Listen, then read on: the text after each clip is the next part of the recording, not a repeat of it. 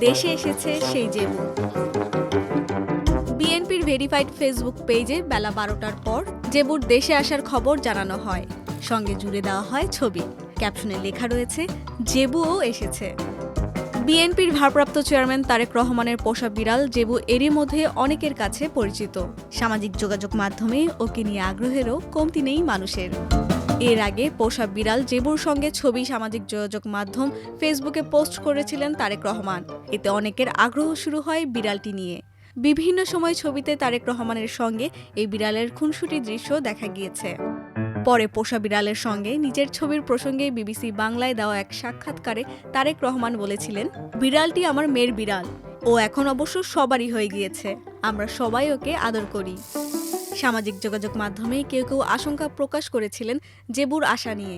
তবে জেবুর পাসপোর্ট তৈরির খবরে বোঝা গিয়েছিল জেবু আসবে। জেবু ঠিকই এসেছে।